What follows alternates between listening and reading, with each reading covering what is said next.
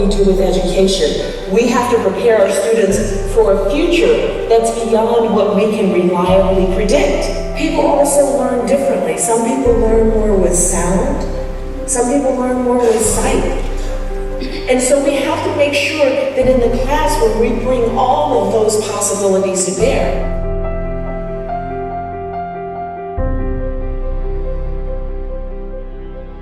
Welcome to Qatar Foundation. In the next hour, you will experience a new type of learning.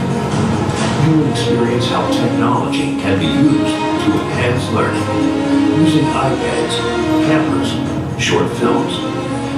Some of you will even travel to the world of virtual reality. So get ready for the ride of your life. Buckle up. Please welcome, represent, Mr. Aswan.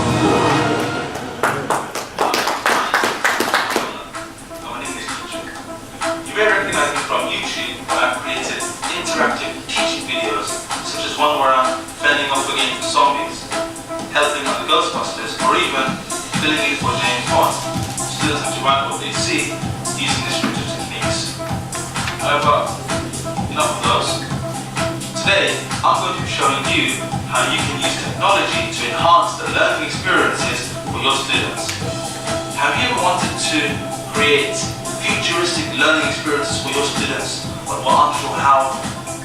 Have you ever wanted to transport your students to the future to help them with their creative writing, where they're fending off against giant killer robots, such as this fella?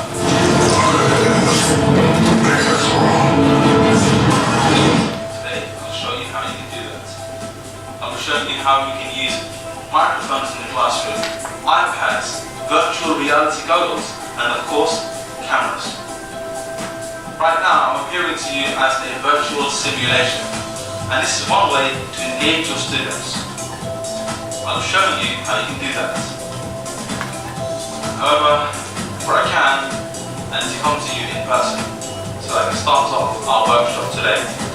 I'll see you in a few minutes. However, you may hear me before you see me.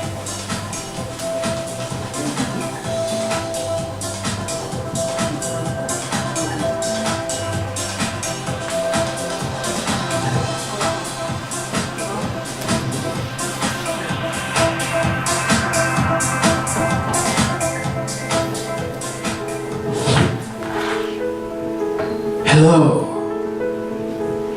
I said hello. Right now, I could be anywhere in the building, and you have to focus on my voice. Now, microphones are a fantastic way of getting students to listen to each other, just the way that you're listening to me right now. Hello, everyone.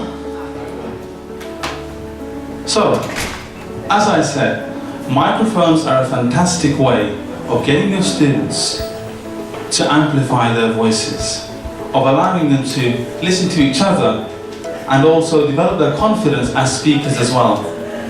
So, how can you use microphones effectively in your classroom? I'm going to ask you to do something.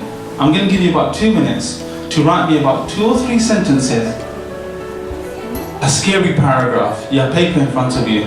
I want you to start it with, "There once lived a creepy old man in a tower." Just a small paragraph, 2 or 3 sentences, okay? Everyone's got pen and paper? Off you go. Carlo, okay, Carlo's going to share his one. And as I was mentioning, a microphone is a great way to allow students to hear each other. So we're going to hear Carlo, but as we hear him, I'm going to add one more dimension in this part of the presentation, which focuses on sound. Carlo, I'm going to help you out a little bit. Here you go. There once was a creepy old man in a tower. He had been living there for 100 years, or so they say. He had the longest beard anyone had ever seen. It was a dark red color, which was quite strange since his hair and eyebrows were white. He used to let it hang out the window at the top of the tower to try and catch birds and insects for eating.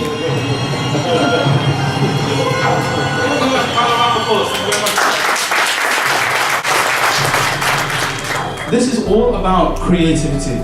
it's all about how we can take the creative process into the classroom.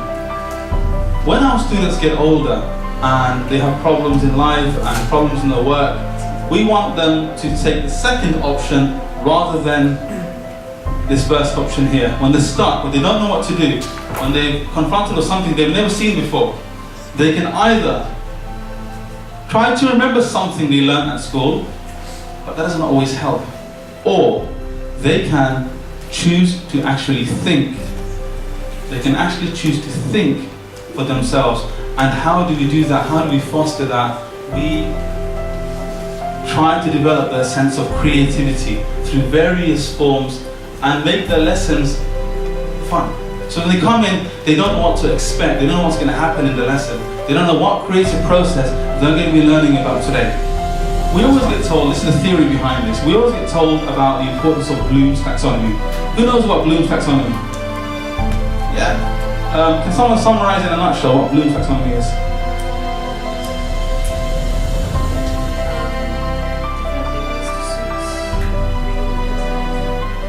Yes, it's how we have different processes of learning which start with remembering and end with creativity. However, with the creative process where students are making videos and even singing along to song lyrics, it turns Bloom's taxonomy on its head. Because they start with the creative process. So that's why this is so important in taking this into our classroom. This is from the 1990s. This is now.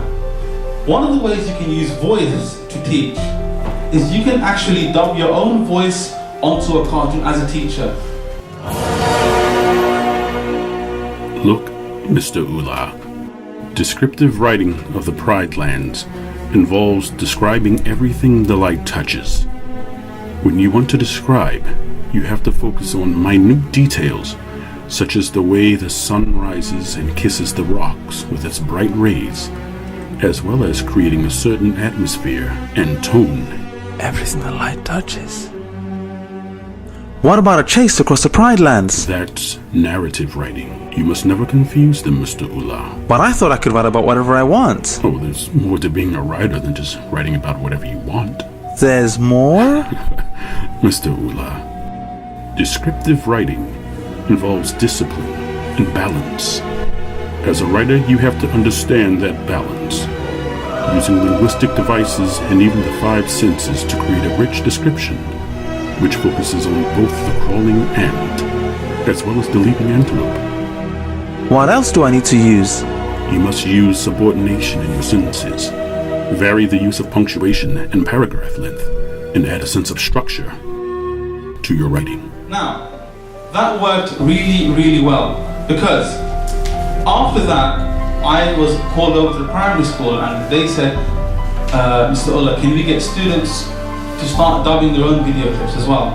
I said, sure. So these are students in year 4, really, really teenage children compared to the secondary school students that I teach. And what they did is they just dubbed a small cartoon. Long, long ago, in a faraway land in ancient Greece, lived a cruel and violent king called Polydectes. He wanted to marry a beautiful girl called Danae, but she had a brave son called Perseus, who didn't like Polydectes. Polydectes sent Perseus on a dangerous quest, hoping that he will not return. We are the most important tool for our students. So why can't we find the place in ourselves that's a little bit uncomfortable? We don't like listening to our own voice, right? True, right? But we're not there for ourselves. We're there for them. So no matter how many times life will tread on you, life will crumple you, life will scrunch you up and fold you in two, you always hold your value. That never diminishes. That spark within us all of bliss, the knowledge, the personality that makes us who we are, that spark will never be taken away. After you play with audio like that, I wanted to try and start playing around with video. Prepare to be transported from your classroom to the world of film. They need to use adjectives, short sentences, similes, and make the reader feel as if they're actually there. They need to build atmosphere and mood through language. He's style in your sentences.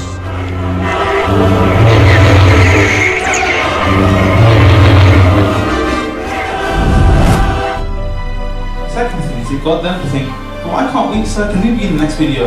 And I said, well, no, you can't be in the next video, but let's make a video in the classroom. So what I started doing, I started getting the camera, which is my second piece of technology, get the camera into the classroom, get the students filming each other. My friend grabbed my hand. I felt it tremble in fear. Something was swimming closer and closer. It was a small yellow jackfish. I was amazed by its beauty.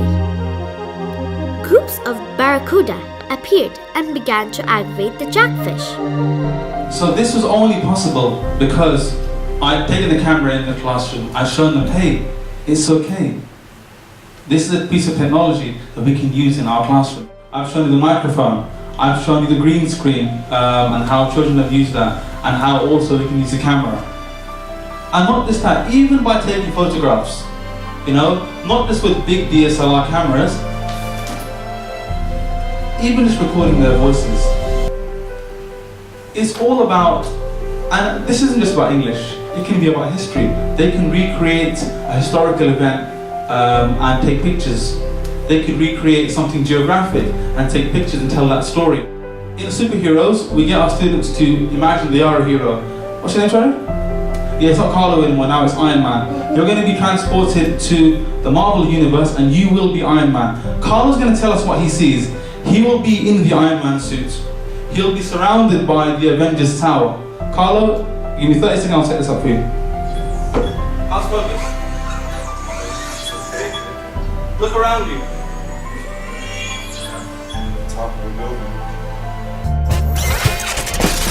How do you like your new superpowers? You're in the Iron Man suit, right?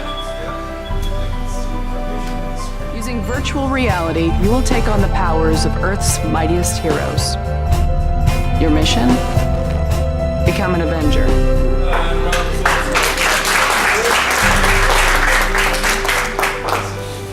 So, the Samsung VR is a brilliant way to immerse them, and not just this.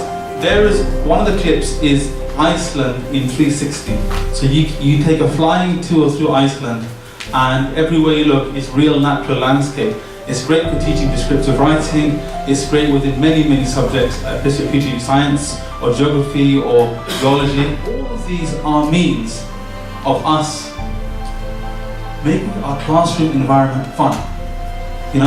We sometimes have talent shows where the students, as I said, sing, or they do quizzes, and even just in groups works really, really well. Why? Because it's fun, because it's different, because it's away from paper and pen. It's all about making the experience fun. What do our students take away from our lessons, apart from the knowledge? Thank you very much for attending. I would like to do two things. Thank you. Ellen broke Twitter, I think last year, with this photo, right? Anyone knows this photo? Okay, so watch this, you've got all the delegates together and take a group selfie. Anyone that's comfortable, I would like to take a group selfie because I would like to post it on the Ullah Teaching Videos Facebook page, and it will be the final picture from this conference. 5,